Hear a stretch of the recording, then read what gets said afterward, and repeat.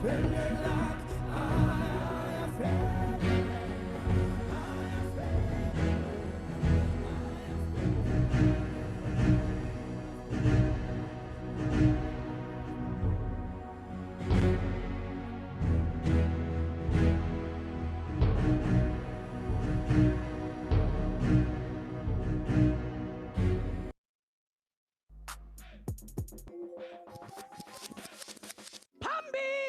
bafazi, phambili mazezimbelomde, mazezimabela bhongxileyo kuncancisa indwathunge nenkedamazeli lizwe, mind holders of generations, redeemers and releasers of humankind from stumbling blocks and obstacles of our daily living. Phambili mbokodo, ezirhaya ezicole kusile kudidiyelwe kuhluze kuselwe kuhluthwe, khantsi izombela lendlu ka-Afrika, ikhantsi unonkhelemba. Magorha mnyama, magorha endlu kakhokho, hloniphani ibhongo nekhaya lomzontsundu. Good morning and welcome. Welcome everyone. Happy Women's Day. First and foremost, I hope everyone is having a relaxed, especially women, and fruitful Women's Day this morning. Thank you so much for your time. Thank you to our panelists and thank you to our audience, everyone logged in from YouTube and on our Zoom session this morning. So just a bit of housekeeping. Feel free to engage with us on the Q&A chat box there. And if you are feeling a bit anxious this morning, there's an anonymous option, so you don't have to reveal your identity. We assure you this is an open and safe environment, which we hope that you will use to learn, to grow, and to understand each other. Our promise for you this morning is that we are going to keep this conversation very authentic, very real, and very valuable. We hope that we don't give you any bumper sticker advice and that you're able to take some fruitful information from today's session. You can find us on LinkedIn, on social media pages so our LinkedIn handle is ABSIP Women in Focus. And on Instagram, you can find us at ABSIP_WIF. Before I introduce to you our panelists this morning, let me tell you firstly what inspired this talk and what was the foundation of our talk this morning. Recently, I'm sure you've all heard about Naomi Osaka and Simone Biles, who have both been phenomenal women in the sports sphere, in the sports sector. Naomi Osaka is a 23-year-old tennis player, and she is rated the second in the world and has won 4 majors, 2 in the United States and 2 in Australia. Osaka is the highest paid female athlete in the world. Before the French Open, Osaka announced that she would not be participating in any of the matches of the conference. She said that she wanted to safeguard her mental well-being. And Osaka said to reporters that many times reporters put doubt in her mind, and she skipped the news conference altogether. When she did that, the French Open then fined her $15,000 and threatened to suspend her from the tournament. Instead, Osaka withdrew from the tournament and explained that she had been battling with long bouts depression and during her first tournament in 2018. Then there is Simone Biles, who represented the United States in the Tokyo Games. She also withdrew from the gymnastics competition, prioritizing her mental health. Now, according to the New York Times report, the 24-year-old pulled out of the event and said she wasn't in the right space mentally to perform a difficult and often dangerous task. Now, let's bring this home to you and I. Often we are used to having to perform, and sometimes we even outperform our coworkers and we receive awards for it. So you imagine you're in this space, and yet outsiders boo you for outshining your competition or your co-workers at some point, and you have to even bow your head in humiliation during a tennis tournament, for instance. And then you talk to your team leaders, you talk to your managers, you talk to your exco, and you talk to everyone in the workplace and inform them that you're suffering from mental health challenges. And they demand that you actually face these people and give you more, and this will create more agitation and create additional stress and anxiety. So when you put your foot down, the company then fines you for refusing to face further trauma. And clearly, you have to face this continued abuse. What do? Do you leave your job? You can't. Not so many are fortunate to leave their jobs. Some of us are breadwinners. Some of us have families that depend on us financially. And some of us are not surrounded by the kind of support that understands mental health. So just to give you that groundwork, I'd like to introduce to you our panelists this morning that we're going to learn so much from. Firstly, we have Dr. Matthew Kajeni, who is a clinical and consulting psychologist. He's completed his clinical psychology and PhD in industrial psychology. He's worked in various roles and so many capacities. All of them are tongue twisters, but I'll try to read them out. A visiting lecturer, a senior specialist. He's a national manager and executive head in many portfolios. He's worked on people management, in leadership development, in capacity building, in reward and recognition management, and talent and succession management. He is a managing director of PsychWell, a consulting firm he founded in 2008, and which focuses on wellness assessment and human resources. Dr. Kajeni is a clinician. He's an executive coach, a strategist, and a speaker. And he's also an extraordinary researcher for the University of the Northwest. He's a passionate person about mental health and maximizing people's potential, performance, and capacity. He's also published 2 books, Itute Melody and The Weeping Tiger. Welcome, Dr. Kajeni, this morning. Thank you for having me, Disable. All right. Then we have Tuto Makuta, a practicing admitted attorney in Johannesburg. Tuto started her career in a highly regarded law firm for government organization and their officials and corporates and individuals. Tuto's work experience ranges from commercial law to corporate law to family law and administrative law. Tuto is a founding director of her own legal practice as well, and is currently based in Johannesburg. Welcome, Tuto. Morning.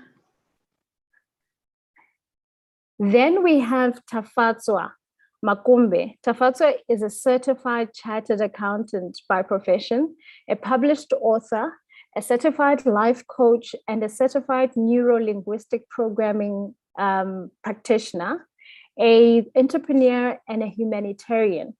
Through her coaching business, Tafatswa has helped hundreds of people to unlock their potential through overcoming self-doubt and self-sabotage. She has helped them set their goals and achieve those goals.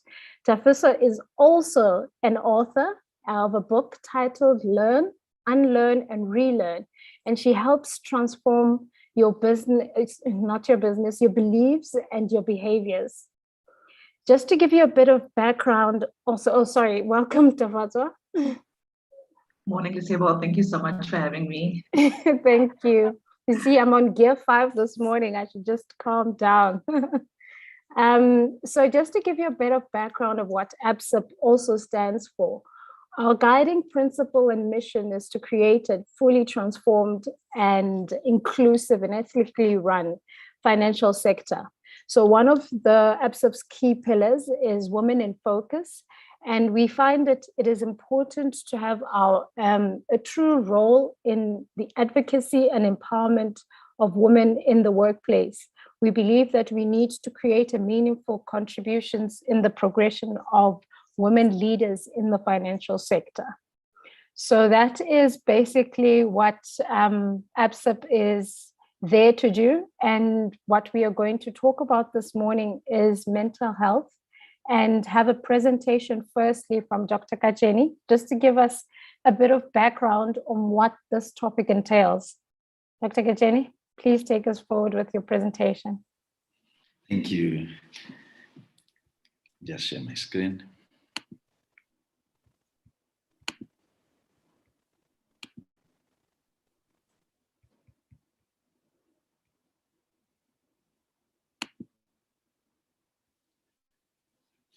I suppose everyone can see the presentation right now. Right. Yes, we can. Thank you. Yes, we can.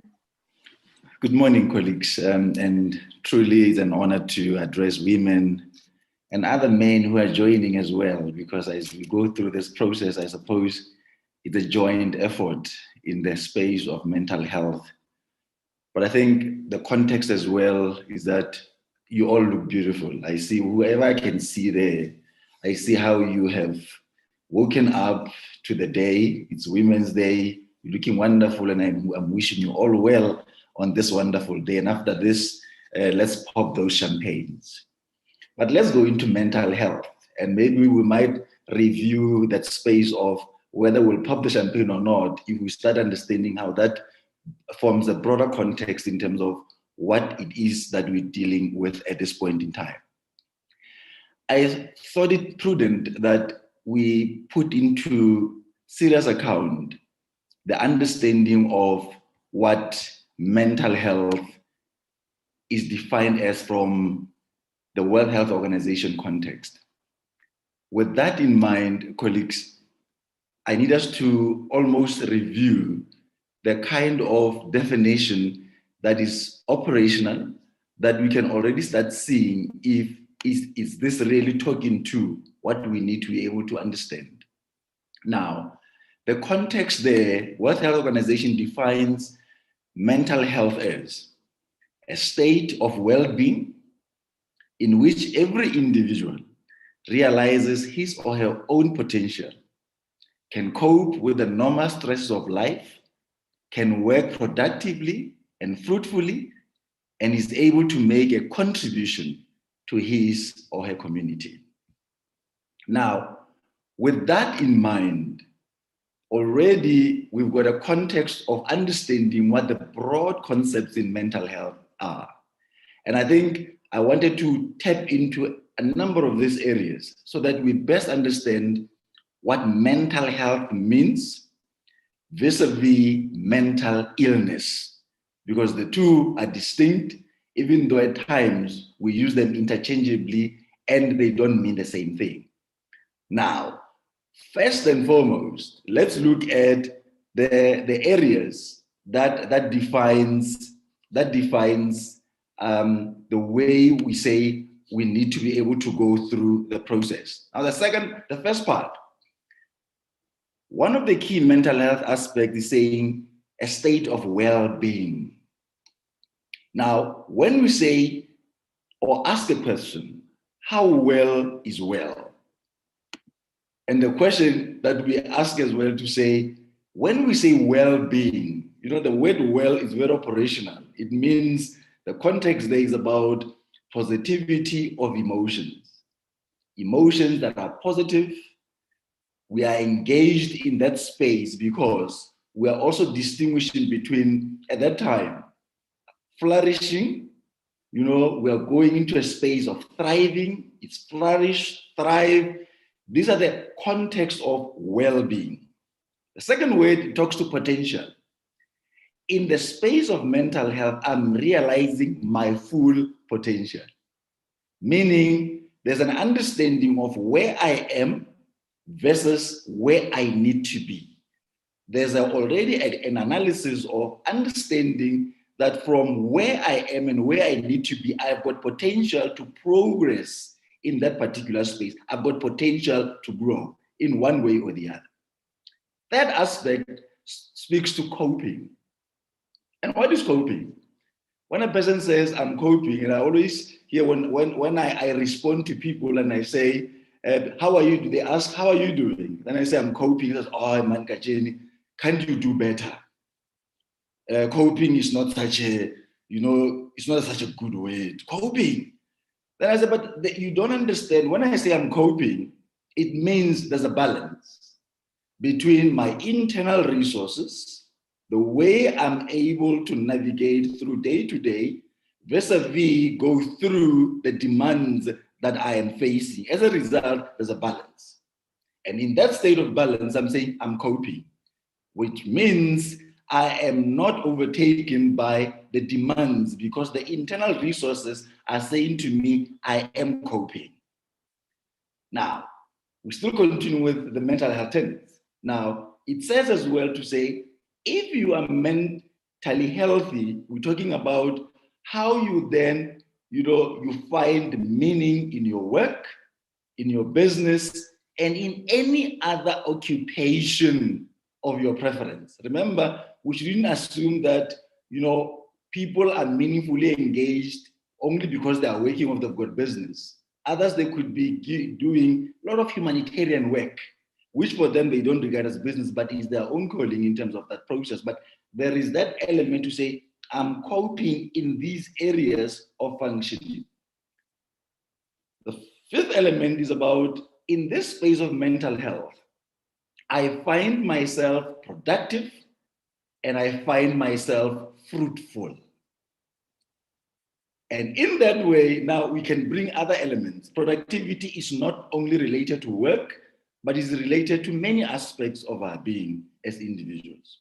And hence, if we put that in a better context as well, we say, in whatever we do, we're finding that we can immerse ourselves. We can be able to go into results, and we can be able then to manifest our skills and competencies in ways that provide tangible results or benefits. Therefore, we are being fruitful in whatever we do. And one key aspect in that definition of mental health, it talks to contribution. What contribution am I making for me to be able to say, I am doing well? I am making a contribution, whether it's at work, at home, in the society, there's a level of contribution that I make.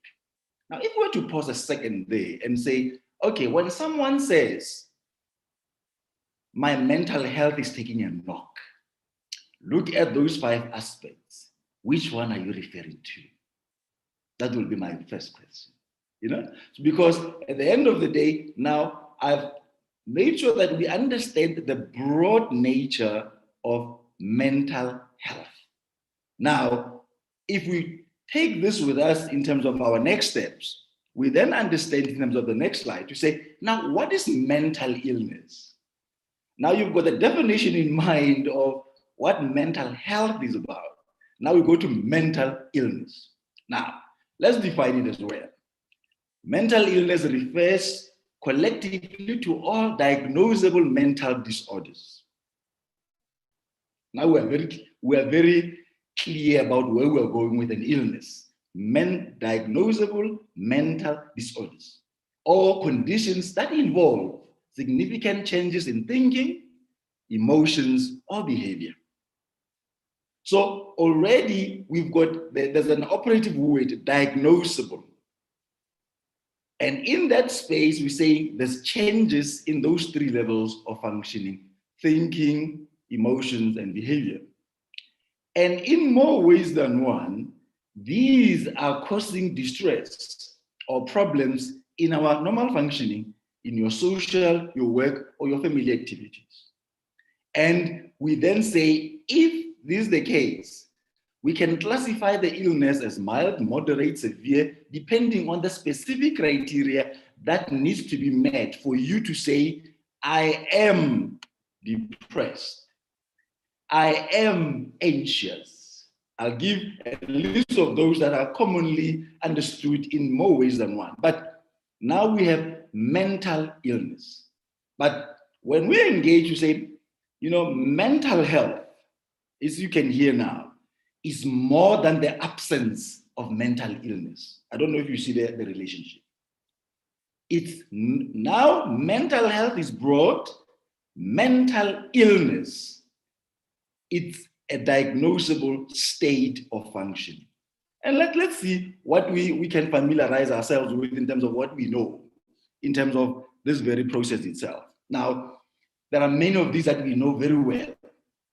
And before I even go through this list, there are many elements where people use stress and depression as the same thing. Everybody's stressed these days. Everybody's depressed. Everybody. And at times we even not understand that stress has got two levels. There's positive stress and there's negative stress. That's why you've got eustress and you've got distress. Meaning you can be happily stressed and you can be negatively stressed.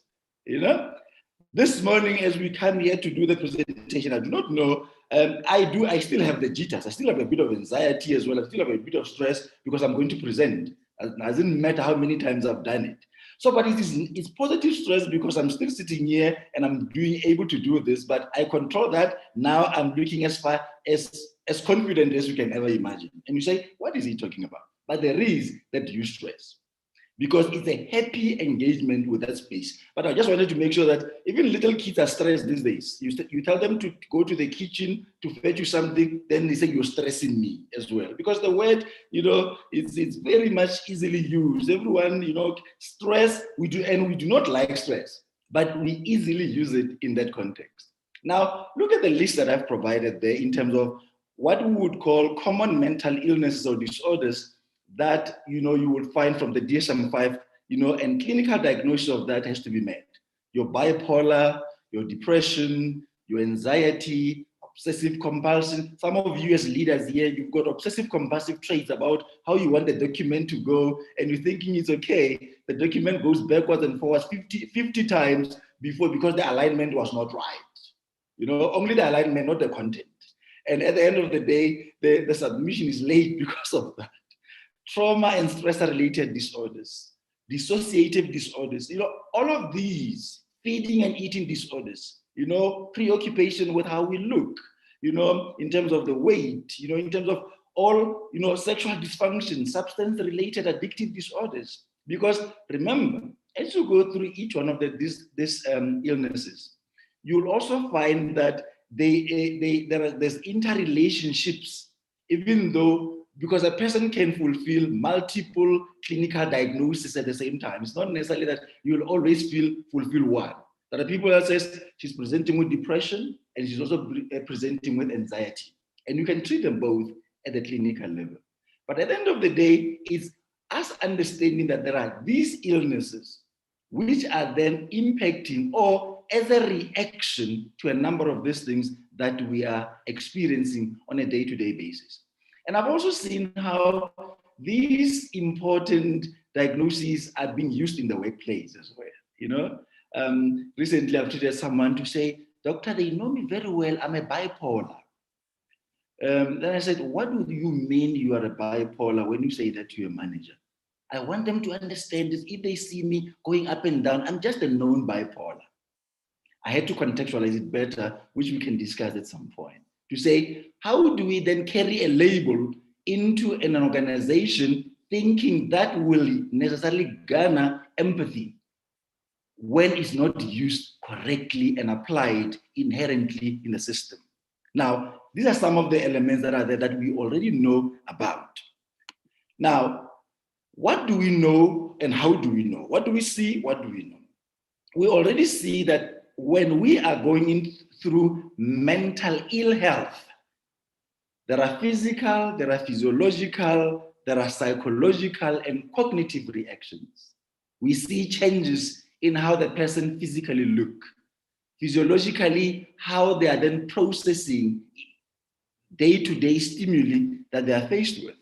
Psychologically, how are they responding in terms of some of the elements that they are facing? Cognitively, how they think and apply themselves in that very space to say, this is not the same person I know. We see an individual that is unable to cope with environmental challenges.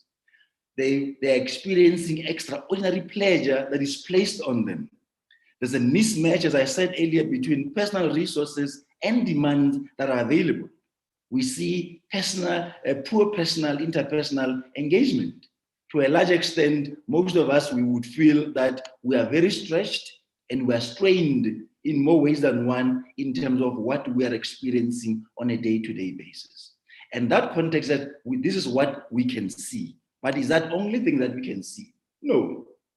At a personal, family, and social level, you see family discord, those relationship challenges, social distress, personal neglect. This person used to be like this, now they're like that. Substance abuse, they used to drink one glass as what the doctor ordered, glass with a meal. Now is a bottle with a meal, 2 bottles per day, and so forth. So now we can see the changing patterns in terms of I'm no longer as I used to be. I sleep less or I sleep more. Remember that. I eat less or I eat more. So depending on your physiological makeup, the response to any mental ill health, leading some to mental illnesses, will then say to us, how then do we respond in this space? Within organizations, within teams, what do we see? Absenteeism, low employee commitment and satisfaction at work, labor turnover is high, productivity problems, disengagement, and at the end of the day, this person, Kajeni, is fighting with everybody now at work. Workplace discord are then ensuing because I'm not well at that moment in time. Now, holistically, we want to have a holistic approach to wellness. And I think this is when we start now, let's integrate this mental health with now total well-being. Now, total well-being, it's not in place if you're not going to look at these 8 aspects. 8 aspects from emotional, financial, social, spiritual, occupational, physical, intellectual, environmental. Now, when we say we are whole, you are mentally healthy, we should be able to look at all these aspects and say, emotionally, are you coping effectively with life? Financially, are you satisfied with your current and even future financial situation? Socially, are you connecting? Do you belong? Do you have a support system? Spiritually, which is not religion as well. How are you looking at your sense of purpose and meaning in life? Occupationally, how then do you look at your personal satisfaction in terms of what you have now versus what you need? Physically, what do we do? Are we physically okay? Are you sleeping well? Are you eating well? Intellectually, are you able to go through your own creative abilities, finding ways of expanding your knowledge, your skills? And environmentally, are you in a good space? Are you in a supportive environment, a stimulating environment? Are you able to go through this in a way that helps you to say, I am in a state of balance? And I always argue the balance issue. Work-life balance is not possible, in my view anyway. I always talk about work-life integration. Because when you are integrated, remember at any given point, certain things will take precedence over the other because there's a requirement or that demands at that moment in time. So balance, it's something that I think it's good when we see it in law. When I see that woman in law looking at, balancing the part. But I think context of what we go through on a daily basis, for me, is about how we integrate in all those 8 elements, which will say, if I'm doing well in these 8 elements, I can then go back to the definition of mental health and say, how am I doing in this very space? And in that particular way, I'm saying to you, all of you, at the end of the day, you are agile, but breakable, if not self-caring. And this is where I wanted to end in a nutshell. I think this is the quickest 15 minutes I've ever taken this ever. So I've tried my level best in terms of this because I think I was running through them so that I can give a broader overview in terms of this. But I think I'm ending there with that code. You to understand, especially as women, and look at that, how agile that woman is there on the peak. Very flexible. But she's breakable if she's not self-caring. And we can expand on the self-care, what I mean with self-care when we get into the panel at a later stage. But I think for now, I'll end it here in terms of that broad context that I needed to provide. Thank you so much, Dr. Kacheni. That was very insightful. I was just taking notes, and I'm sure our audience is also taking notes as we go along. Your contribution is so valuable. Mental health versus mental illness. I never thought of that. There's good stress and bad stress. That is also a learning altogether. So I am very sure that our audience is just wanting to, engage further on those topics that we talked about today. Let me just bring our panelists in today as well. Tuto, from a legal standpoint, from a legal point of view, I have a contractual obligation to perform with my employer, and I've signed it and I understand it. I so understand the pressures that are aligned to my obligation, but then I'm unable to perform those. I suffer from those mental illnesses or from those complications that Dr. Kacheni talked about. I recognized and detect some of them. Where do I engage? How do I start? Hi, Disebo. I think the one thing that you touched on that was very important is that you recognize it. A lot of people don't recognize that they are going through a mental problem. So other people see it first from, like Dr. Kacheni said, the enthusiasm at work is gone, they're getting into more conflicts. This then becomes, I guess we could say, the responsibility of the employer to try to engage with the employee to determine exactly what is the problem and how the employer can assist the employee in working with them. Can they actually accommodate the state? Is it temporary? Is it a permanent thing? Do we call it, are they incapable? Is it a disability? How do we actually work together to deal with what is going on? But the first things first is you have to, there has to be, both parties have to be willing to determine what is actually wrong.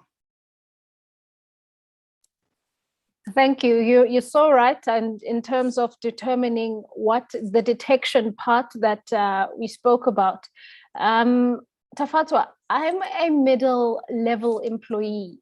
I'm struggling with mental illness. I cannot afford to ponder on it because this is a survival of the fittest type environment. And I feel very fortunate to be in this large organization that I'm employed in. But I know and I have detected some of the things that Tuto and Dr. Kacheni have talked about. How dare do you ask me to be brave and to just go into this organization and just keep pushing? What do I do from that level? Yeah, so like the doctor has also just spoken about, mental health, the same way that you go to the gym to make sure that your body is physically healthy, you also need to make sure that your mental health is strong as well, because your brain is a muscle, your mind is a muscle, and you need to make sure that you're working that out as well, as often as you're also working out your physical body. So it's important to make sure you're mentally strong to be able to handle all of this, the expectations from management, all of the work pressures, even the negative work pressures, and managing people, because at the middle level, like you said, you're managing people at that point in time. So you also need to be strong for your team. But if you're not making sure that you've taken care of yourself, how on earth are you going to be able to lead teams? So make sure that you take care of yourself and you exercise that mental strength.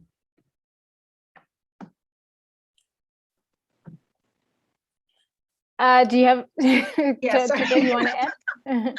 Yeah, I just wanted to add that I don't think the doctor and I said that you have to be brave and just soldier through the problems that you have. We are saying there needs to be a program that accommodates your condition. If it means bringing in another person to assist, then let that be the case, but it does need to be accommodated. So it would be incorrect to say you have to soldier through, because that doesn't solve the problem.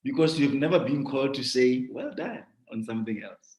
So how do I then get up and say, go into your room, your office and say, hey, can I talk to you? I'm seeing a psychologist. I'm seeing a life coach. I'm seeing a counselor. I'm seeing a spiritual healer. I am in this, challenge. How do I make it easier for you to come to me?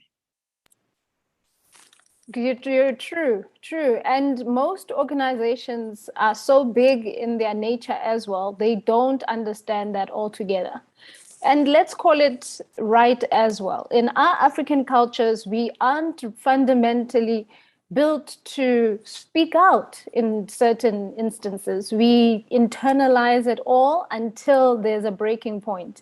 So Dr. Kajeni, are African families, is mental illness taboo and how can we then verbalize our conditions more? I think over the years, we have seen a shift, to be honest, where the understanding in terms of talking to someone else, a stranger, I see a mixed bag of a number of things there. I see a lot of people in private practice where high level, high functioning or expected high functioning, but you can see how they also do not agree on certain things. Let's take an example of a husband and wife. A wife who feels to say, I need to go and see a psychologist. And the husband says, I don't see how you go and pay someone else to listen to the problems that you know answers to. As an example, you know the answers. And talking about high functioning individuals. So it's not necessarily about the African people not able to do that, but it's the understanding of when do we speak about what? Remember, at certain traditional spaces, we've always been socialized to say, keep it in the family. Don't go and hang your dirty linen out there. Not understanding as well to say, we go through different levels in terms of affiliation and trying to alleviate the challenge. So we still have that, where highly educated, at times highly educated, they still battle with going to see a psychologist or a life coach or a spiritual, a pastor. There are still people that believe a pastor can solve all the problems, by the way, as well. And when you look at the clinical diagnosis and say, but where does Reverend Kajeni come in there? Vis-a-vis, Doctor Who, a life coach who, and so, because we need to understand to say, how then do we refer the right illnesses to the right professionals? Because the context is very different and it needs to be understood. But we're still battling with the stigma around mental health in general. And I don't think at this point it even cuts across cultures. There are other cultures that believe that, to say you can't, but there are also gender issues where at times I see males who say, my wife does not want to come to therapy. Males. Where traditionally we say, but males don't go to therapy. Men don't go to therapy. I see men who come to therapy and say, she's refusing to come. She says she rather sleep and pray about it. And true, remember there's a space for everything. Spiritual counseling, there's a space for spiritual counseling, there's a space for traditional healers, there's a space. So when you look at the whole African psychology component as well, to say, what makes us to go into healing? I always say, whatever you do, go for help. Irrespective of where you go to, as long as you know that if I go for help there, I'll find the necessary assistance that I'm looking for. So irrespective of what I believe in, you don't believe in therapy, what do you believe in? The context is when there's a clash of beliefs. Wife says, let's go and see a traditional healer. Husband says, let's go and see a pastor. And there's nobody in the middle that says, who will be neutral in this space? Because we all want to see people that we think we believe in. So now, at the end of the day, is about how do we go for help? When do we go for help? How do we go for it? So, however we believe, because I always say, if you don't believe in something, it's difficult for you to be amenable and agreeable to what the process, entails. because you do not want to be there. You don't believe in it. So whatever we believe in, because unfortunately, workplace will only accept certain diagnoses for extended leave.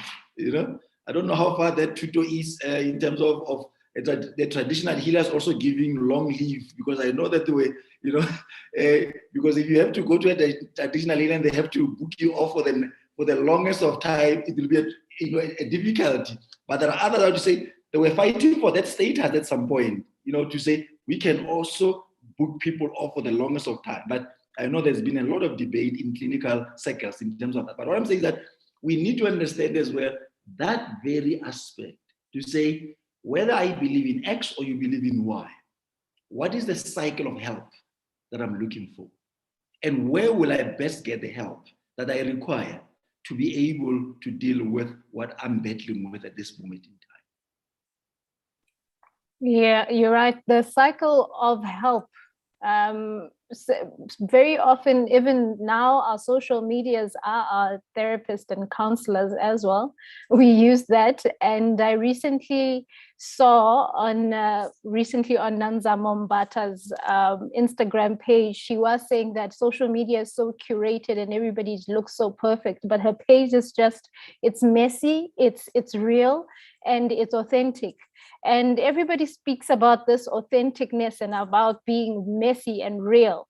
Tafatso, what is being authentic without putting it on a bumper sticker type advice, but just keeping it real? How do I do that and still navigate this perfection world? So there's the perfect world, and then there's the being authentic, and I have to navigate between those two, and I find myself being lost between those two.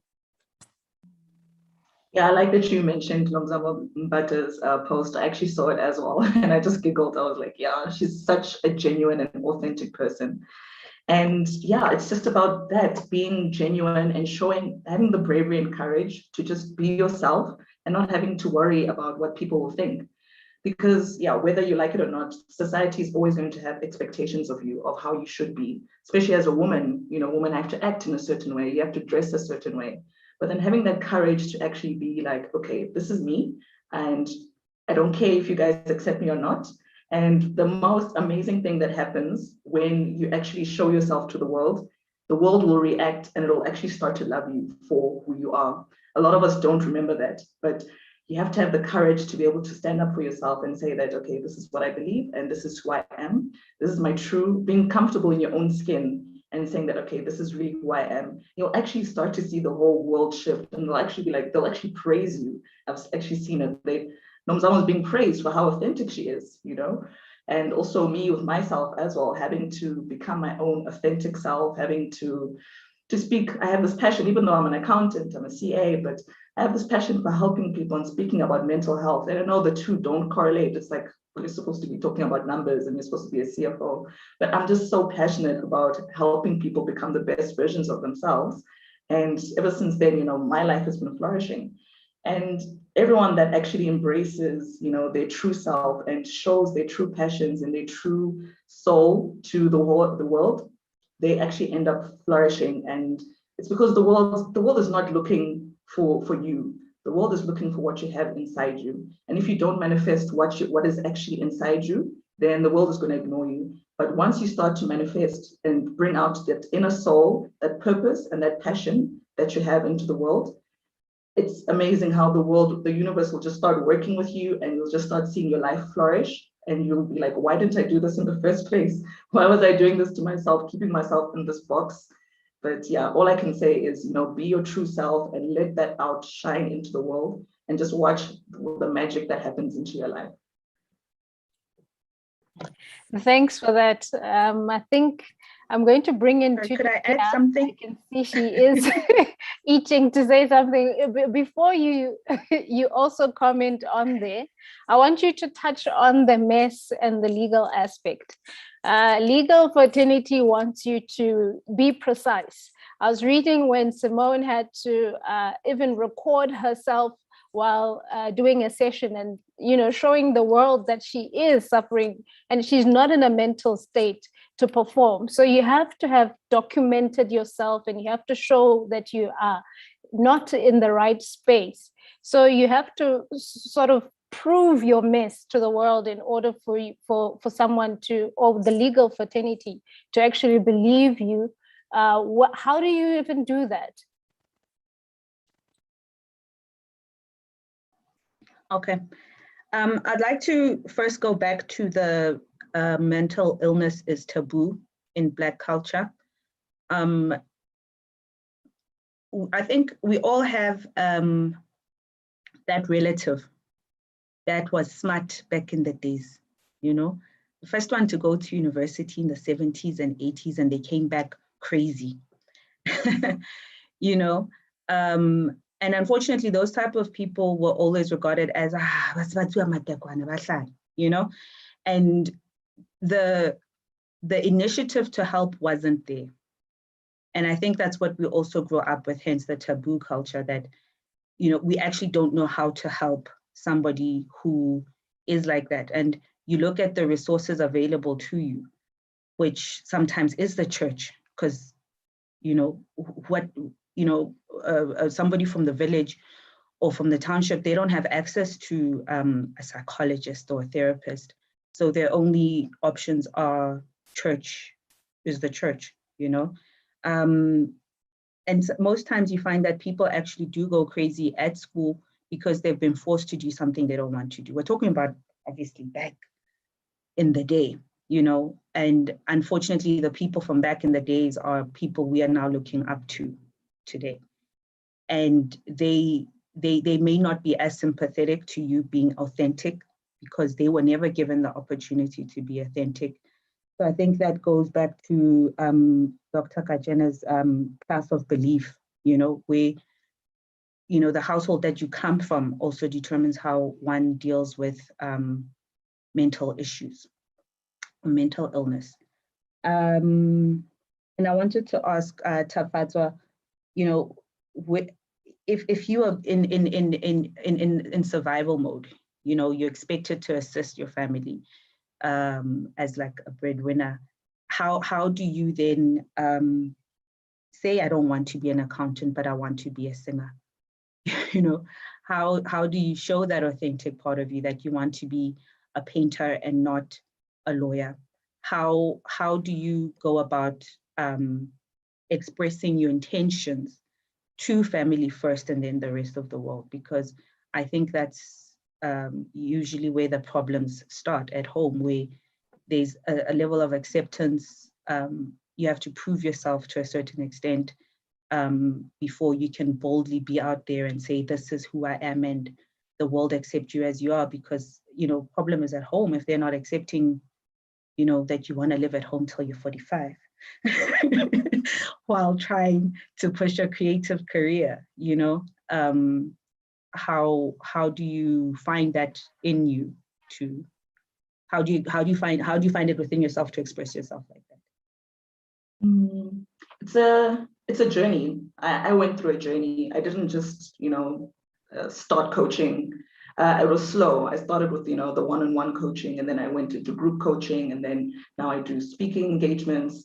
So it was a growth, and 100% what she's saying, I actually experienced it. That my parents, you can imagine their shock when I was like, okay, I'm leaving the CA profession. I want to be a coach. They nearly died. They were like, what are you doing? You know, so like they were also very shocked. They didn't support me at first, but I was like, you know what, this is what I want to do. And I think that, especially going back to your question about being the breadwinner, because I know a lot of people are in that situation where they can't just quit their job and follow their passions to be a painter, where the money is not that good. But start with progressing into it. Start small, doing it as a side business, side, and then grow into it until it actually becomes financially stable for you to make that big jump and for you to actually be able to do it full time. Because like I said, you need to show the world, you need to start showing the world that this is who I am. And eventually the world will come around. It's an amazing thing, but you just have to be patient with it and to not get boggled down. I know we have we value people's opinions in our lives, especially our parents. They're the first people we seek validation from. So when you get a no from your parents, you know, it shuts down your confidence and you're like, oh, really? So can I really do this?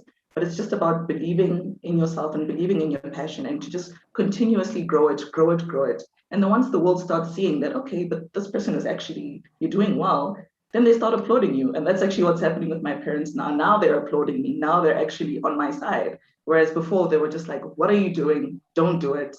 And yeah, so that's my advice on how, especially as the breadwinner, just transition into it. Don't make that big leap. It's like making that leap into entrepreneurship. You know, make sure that you've saved up for 12 months before you jump into entrepreneurship.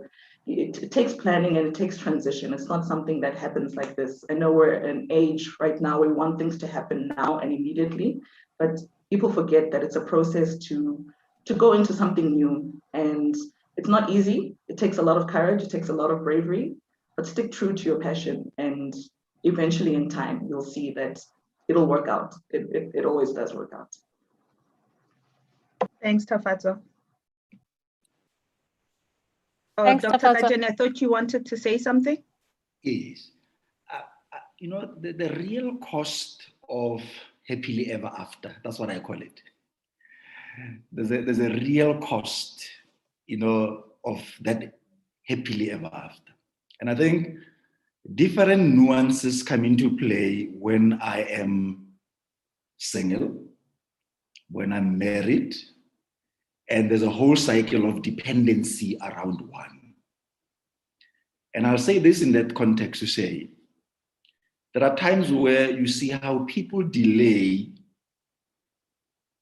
actualizing in the context of their mental health only because they're dealing with some immediate issues, like you would say, to the bread and butter issues.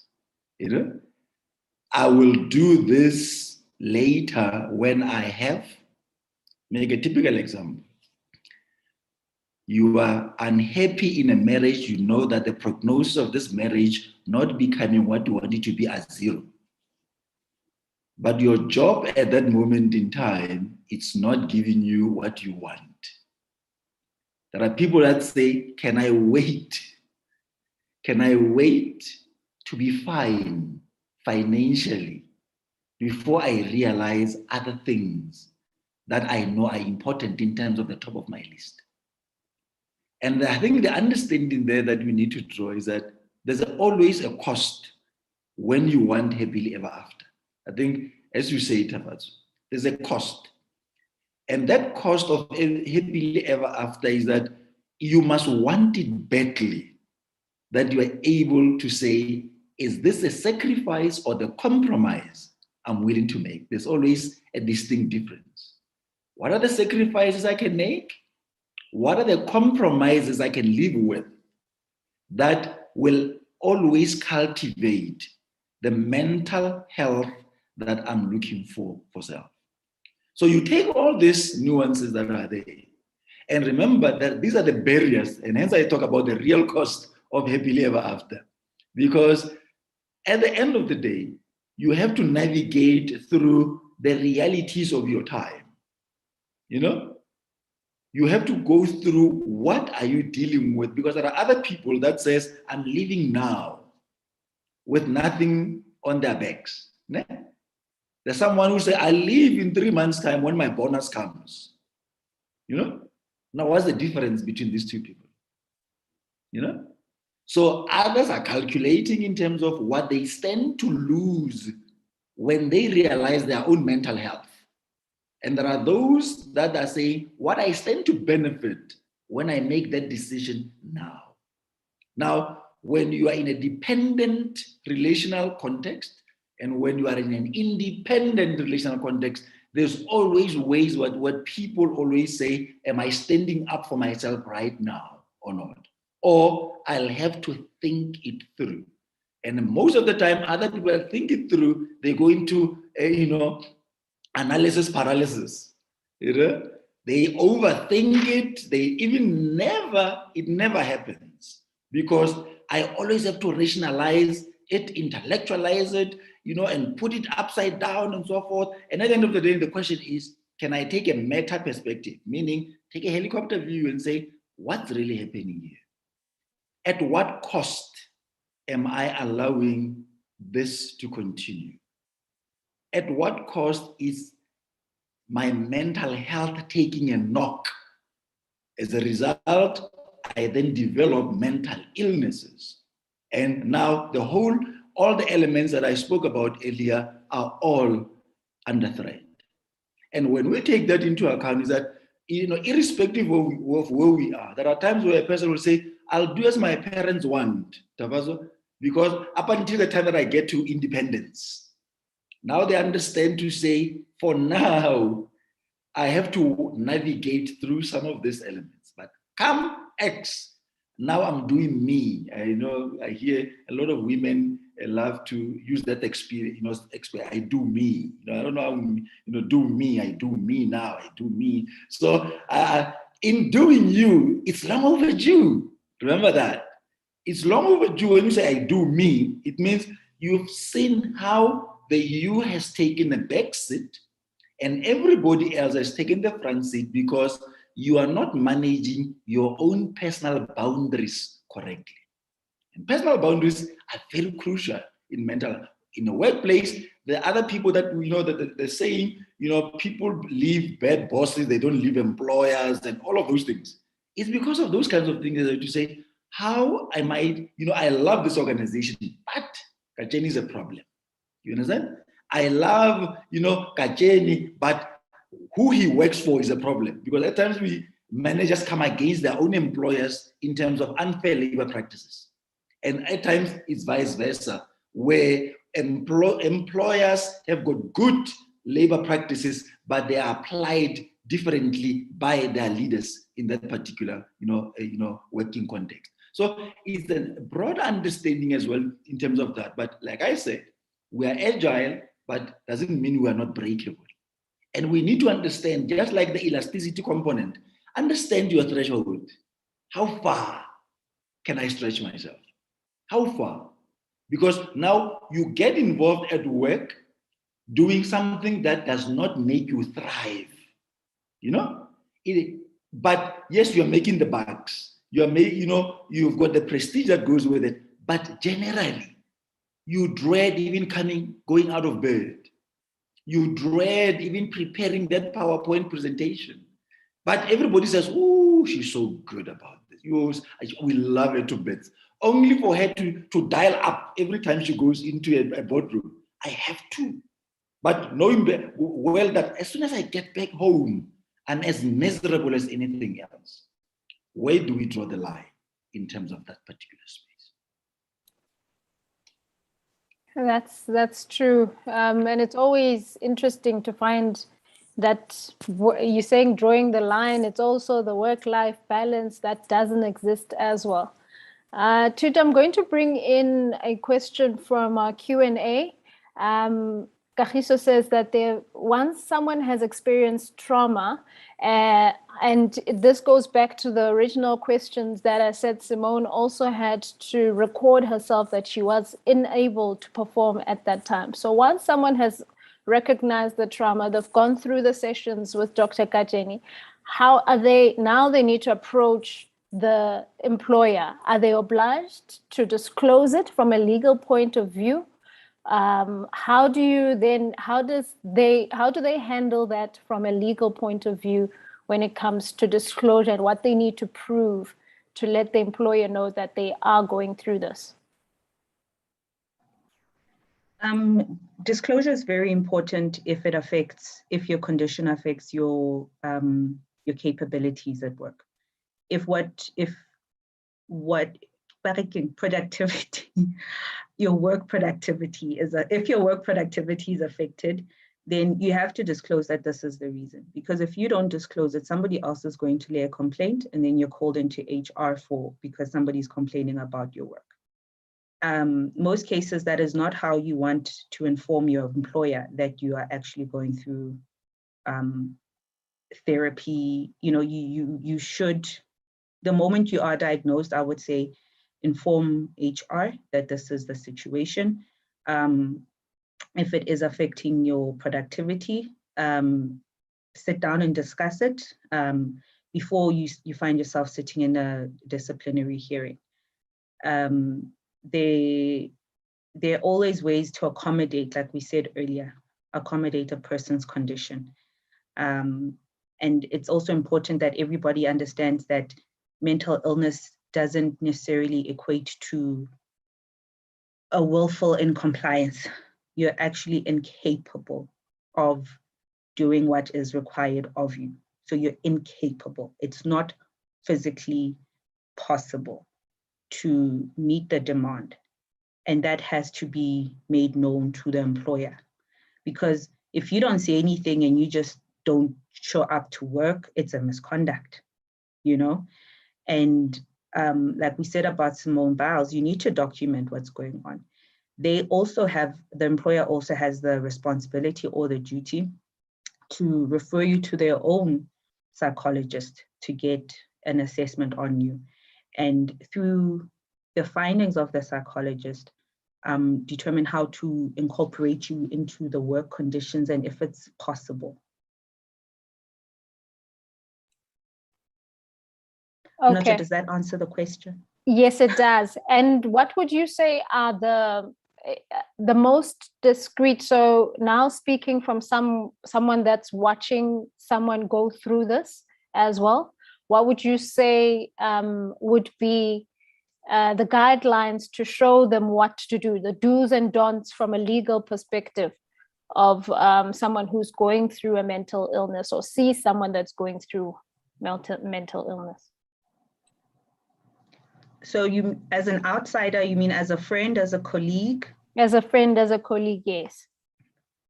Support is very important for people going through mental illness. And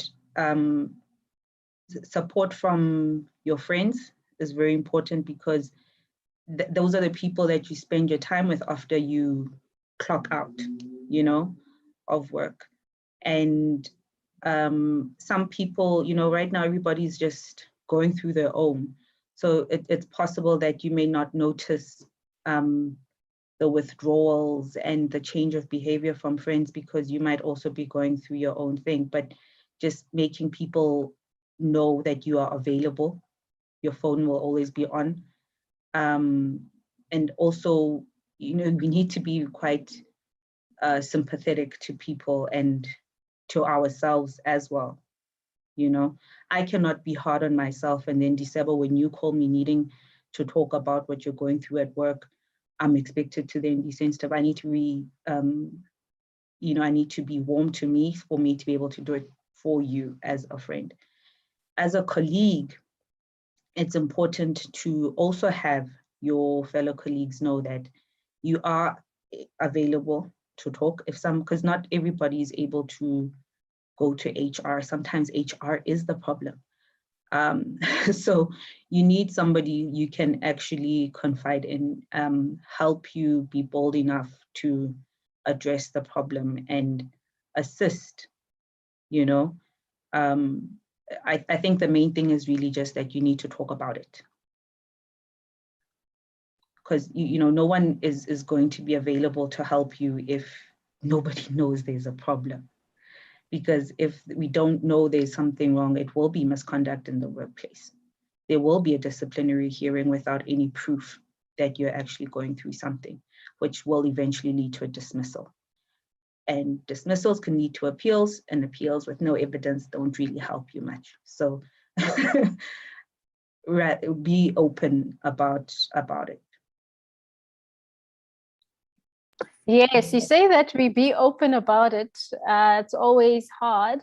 I want to bring in Tafatwa here. Someone did say that we are a generation, there's a generational gap between our managers and the middle management and the now .com generations that's coming as well. So now we have to deal with that as well. And Tafatwa, I want to get a bit of perspective. Are we a sad generation with happy pictures? Do we just create this facade and don't actually deal with any of the underlying issues? Are we always afraid to do the hard work? Yes. Oh, wow. I think you've hit the nail on the head. Hey, a lot of us are actually going through the most internally. But yeah, like you said, we post up the pretty pictures on Instagram and on Facebook, and we act like everything is okay. But then next thing you hear a week later that this person that was excelling, high performer at work, just committed suicide. And you're just like, what? How is that possible? This person was always, doing the best. They were thriving on social media. But yeah, we're hiding behind all of that. And I actually worry more about the younger generation, the dot-com that you're talking about, the 2000s. And I think they suffer from this more because they've grown up in that age of perfect pictures, but not having the soft skills to be able to overcome everything that's also going on internally. And also us as well, our age group, middle management, we also don't have the right skills because we weren't brought up. No one told us all of how to deal with anxiety, how to deal with, negative thoughts, negative emotions, and it's on us to take the initiative to actually upskill ourselves because there are initiatives like this one that, I'm so proud of everyone that has attended. Well done for taking the time to invest in yourself because the best investment you'll ever make is in yourself. And if you invest in upskilling yourself with the skills to be able to navigate through these issues, how to deal with, like the doctor was saying, matching the right people with the right needs, the right problems that you're having. I thought that was quite interesting and very useful, actually. I've learned from him there, that I need to actually match my problems with the right people. I didn't know that before. A lot of people don't know that. So it's very important for you to also just go to initiatives where you're going to be upskilling yourself. I host workshops on how to overcome anxiety, which a lot of people have found benefit in. So it's just all about taking the time to invest in yourself and yeah, not letting the pretty pictures fool you because yeah, I'm sure we all know that people are all going through the most. We're going through a pandemic. There's poverty, there's looting, there's riots. People are anxious, people are scared. No one is perfect and we're all going through the most. But it's all about being able to upskill yourself so that you can actually be able to overcome all of the negative emotions and negative thoughts that happen. And Dr. Kateni, I want to bring you in here as well before you also comment. How do I set healthy? You talked about setting healthy boundaries as well. We understand that this is a crucial year for us. We're going through a global pandemic. You just want to step back a bit, set those healthy boundaries, but you also have these obligations and you also have priorities. How do you do that, also taking everything that's going around? I think the current space where we find ourselves has just exacerbated what I would call pre-existing problems. Because the issue of boundaries, it's not necessarily a reaction to a crisis. Because if the simplest boundary that one could go through right now, when have you said yes when you wanted to say no? Each one of us can answer that question. Just that simple part. When have I said yes when I said I wanted really to say no? And when did I say no when I wanted to say yes? Because in that very space, I do not want to go with you. I don't want to go. Because when I go there, this is what happens to me. I don't want to go. Then someone says, no, come, I'll protect you when we get there. And when they get there, they're very happy not protecting you. Happy with the companion, not necessarily with the companionship that goes with it. So the boundary there, it starts with us understanding. How do I navigate through what I remember? There's a personal space where I'm in control. There are certain spaces where I'm not totally in control, but I can influence the processes. Now, I rather be told, no, what you just said does not make sense, rather than to keep it in. And I'm asking myself, I wonder what they would have said if I had said 1, 2, 3, 4. Now, I am in a lot of turmoil internally because my boundary there was not necessarily realized. I wanted to say something that is really bugging me, but I couldn't say it. As a result, what do? I keep on stomaching some of these issues that are there. As a result, I'm losing out on realizing my own self-worth as an individual. Now, where's the boundary there? It means I've not understood exactly what I can take from you, what I can't take from you, irrespective of whether you're a leader or no leader. Because remember, there are times where you are saying a lot of things. I'll give you an example of a registrar who's always ridiculed in front of, by the consultant, in front of all the younger medical, interns. Every time, this consultant will pick up on him. But he's unable to say, you've got a valid point to say 1, 2, 3, 4, but how you're saying it is not going down well. Can we use our brains because we want to be brain surgeons? That kind of a comment. How do you read? Where do you set the boundary there?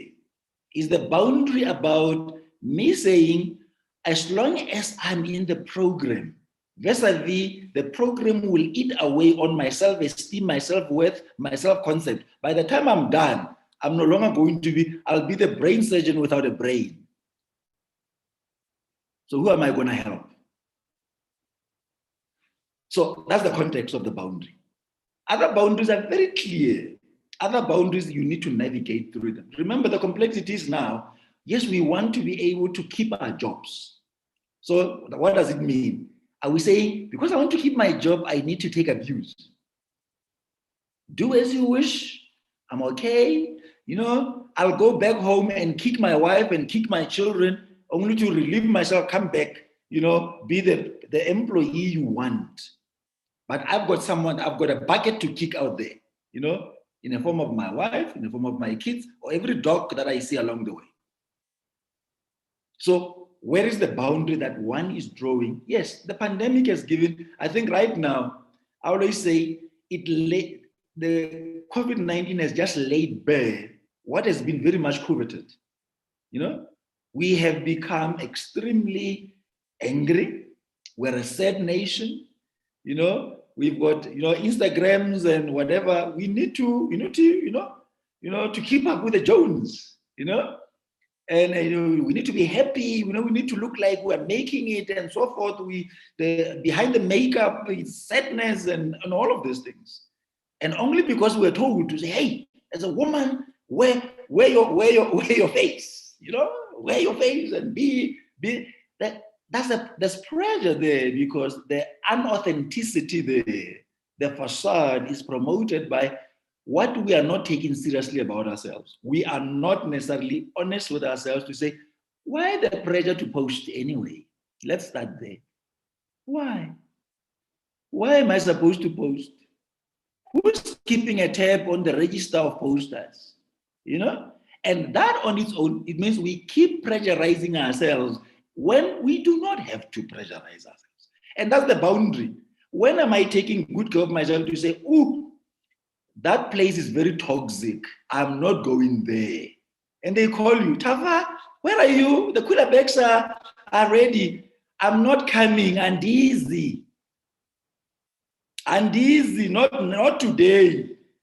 But why, John? Why, John? I am not coming. Now you are taking yourself seriously. And that's the boundary that you are setting. I don't have money to give. Those of us who are still paying black tax, you borrow to go to black tax to pay off other people. I can't say I don't have. Now we go to Tuto's statement earlier. The one who made it must always provide. But he's not earning much. He's not, I can say, no, I can't do not this month. Let's try next month. That's the boundary. When we just listening to ourselves and saying, I can't do it. And I'm honest with me. I see people who give you their last cent only for them to remain in a depressed state of, how am I going to navigate the whole month? Because I've given you my whole fare for the month. Then we're talking about, is that emotional intelligence? We talk about, is that really what humanitarian grounds of engagement are about? Where do we draw the line? I don't have it. I am only remaining with my fare for the month. Let's see if anything comes along the way. I can politely say no to you by being precise with myself. And that's where the boundaries are. Boundaries are not complex issues, are just simple day-to-day elements where you are prioritizing self and without thinking about, and I always apologize to people that are Christians as well, because Christians at times, they go through this guilt trip as well. Give, it shall be given unto you. At times it's not coming now. Not now. And I'm not ridiculing the faith. I'm just saying, can we make sure that faith talks to our reality? If I give you my last fish, is it going to multiply into 30 fish today? But I need my fish now. If I've got something to share, let's share for arguments. It's okay. But the challenge is that we at times forget ourselves.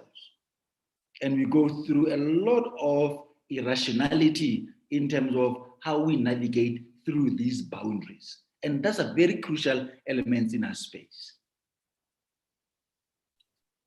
And some of the also resources that we might have, Tafatso, is most likely a life coach.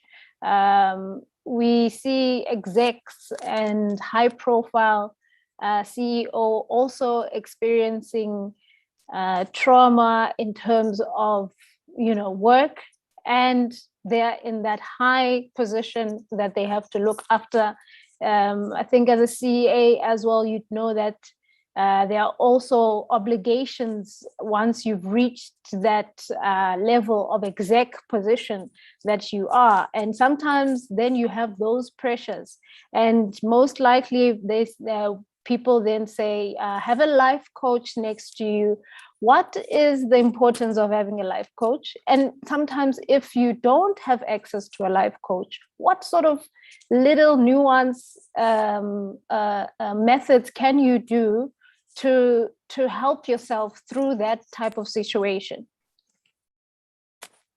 Okay, thanks, Tisebo. Yes, as a life coach, the value of having a life coach is that we help you to move forward and to help you to unlock your potential.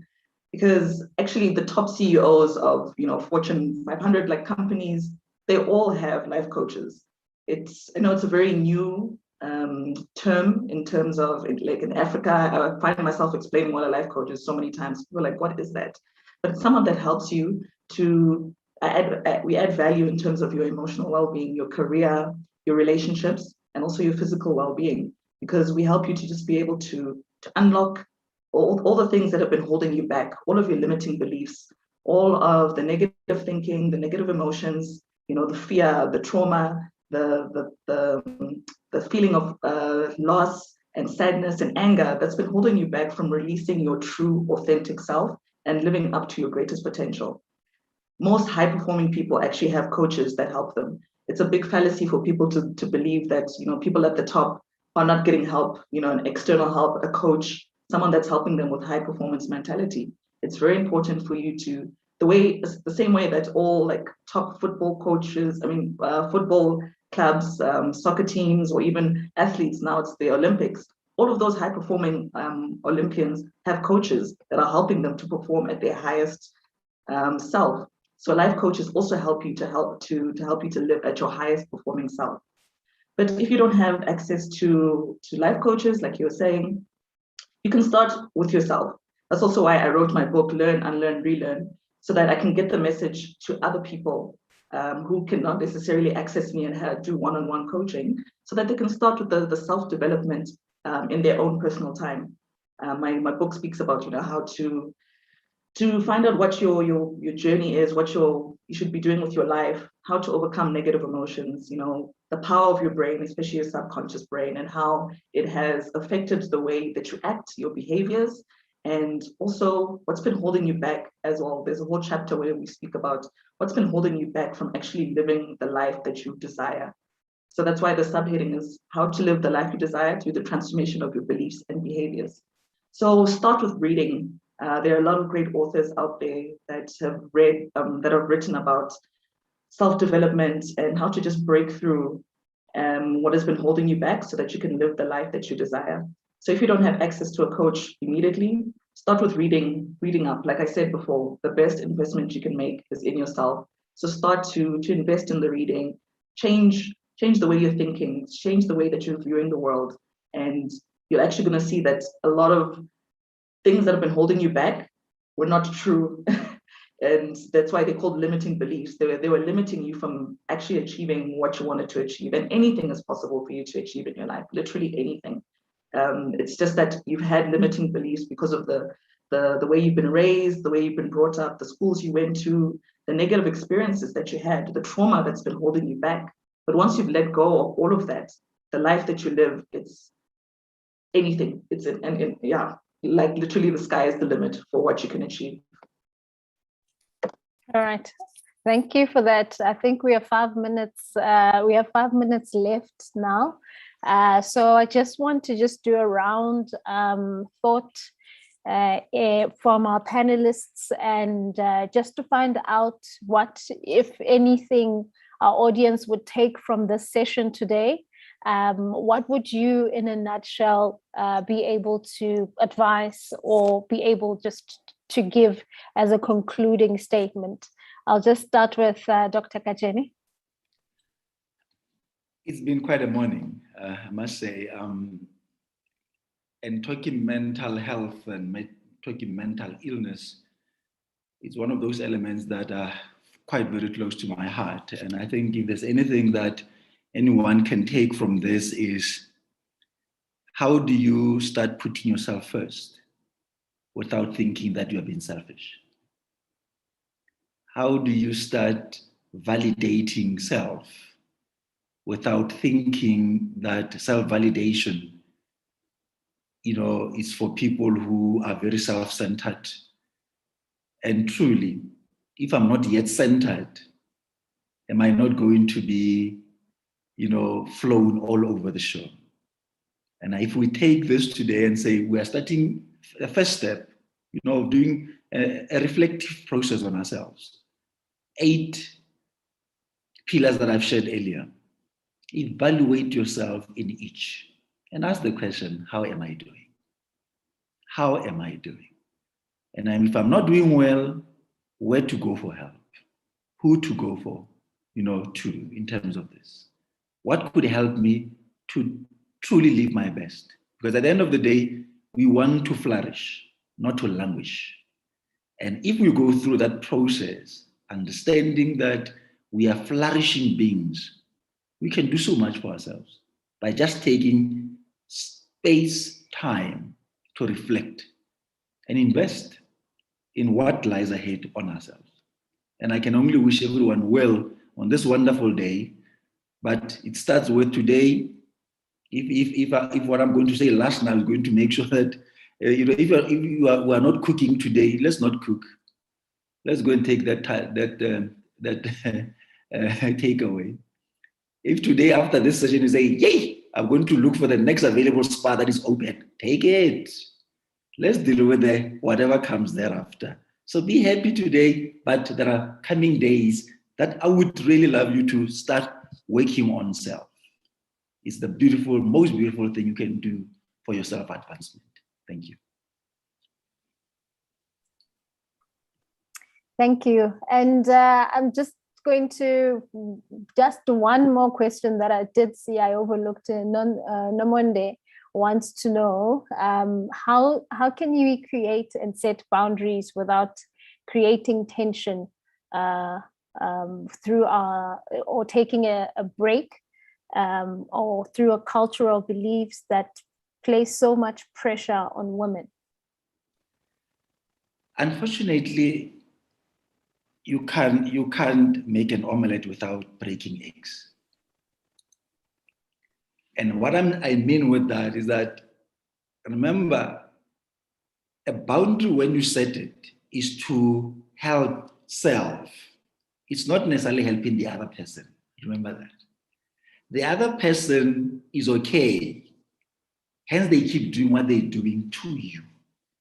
When you set a boundary, you are relieving self, not the other person.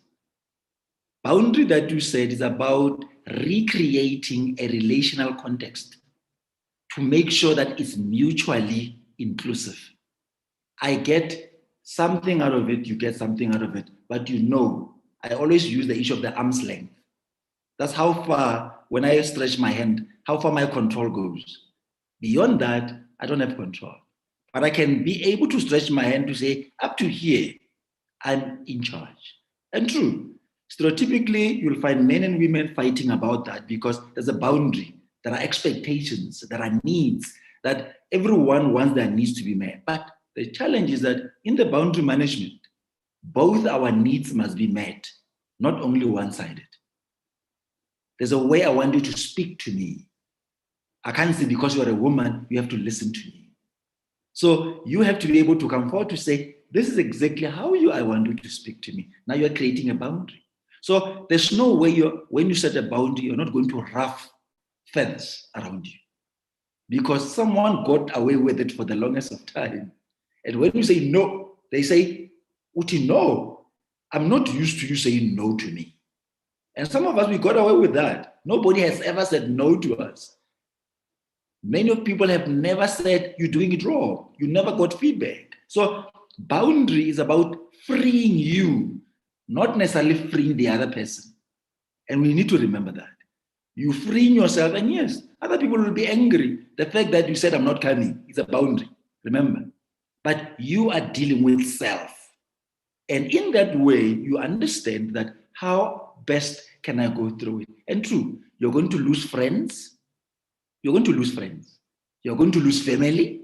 You're going to lose colleagues when you set boundaries because they've benefited from the lack of boundaries. When you put a stop to it, you'll see who was ever there with you in the process. Because people need to be there with you for the right reasons, because you are there for the right reasons if you are authentic. But if you are not authentic, then that's where the problems will come. For me, that's the main important element. Boundary starts with you freeing yourself, not freeing the other person. That will follow along the way because we need to converse around it. And we might not see eye to eye for the longest of time because I said no to you. But the journey continues in terms of how we want to be able to live optimally. Well, we believe in living well, live well, work well. So you can't live well and work well if there's no clarity of purpose in terms of what we're doing. Thank you so much for that. I just needed to just put in that last minute question. Tito, any concluding statements from your side? From my side, I'd really like to say, the employer has a responsibility to protect the physical and mental health of all its employees. And they're unable to do that if they are not aware of the condition that you are in or the circumstances that you are in. And as much as you may not need to give them a full disclosure of your private life, your state, your mental state is important to them as it also affects them. So I think it would be very important for everybody to try to find a healthy way that is suitable for them to present their issues to the employer in a way, obviously, that is suitable to them. I understand that everybody, some people do feel like if they say they have a mental problem, now they're not able to work. And it's a stigma that we are currently all facing. But unfortunately, it has to be done. It's something that absolutely needs to be done. You need to be honest and disclose your state. Otherwise, they can easily replace you. Thank you for that. Disclosure is important. Speaking out is important, however hard. We say it like it's easy, but it is hard. So we understand that as well. Tafatswa, any last comments from your side? Yes. So, firstly, thank you so much. Thank you for being a great moderator today. Thank you, Dr. Kadene and Trito as well, for being amazing panelists. I'm seeing the comments from everyone. They've really found it beneficial. So I'm really happy that we did this. But for me, my closing statements would be just on one of the slides that Dr. Kadene presented on, where he was talking about finding meaning in occupation and contribution. I just want to go back to that, being authentic about yourself, true to yourself, and being authentic in the world. There's a reason why you're here in the world, and you shouldn't be living day to day and just getting up, going to work, and living like a mindless zombie. If you want your mental health to be great, you need to feel like you're making a contribution. You need to have meaning in your occupation. And I know it's hard for you, even if it means leaving your current job or changing careers. A lot of people are scared to change their careers because they said that I've spent so much time in this career, that's why they don't leave. But to have the courage and the bravery to live a fulfilling life, to live a fulfilled life where you're contributing to the world. There's a reason why we're all here and we all benefit from each other. So just let that shine through and always be authentic to yourself, and you'll see the magic that happens in your life. Thank you, everyone. Thank you. Thank you so much, panelists. I cannot thank you enough. You have been so valuable today.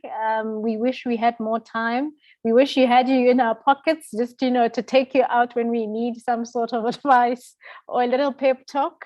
But we have to be courageous and do it on our own. So thank you very much for today. Thank you for your time, and have a blessed Women's Day. And we will put through your practice and your social media pages if any of our audience wants to contact you directly. And so we just want to applaud you and say, keep up what you're doing. What you're doing is contributing so much to what we do on a day-to-day. It strengthens us. And we would just like to say thank you for what you do. Thank you so much, and have a good one. Thank you, everyone. Thank you. Thank you, guys. Thank you. Bye. Bye. Bye.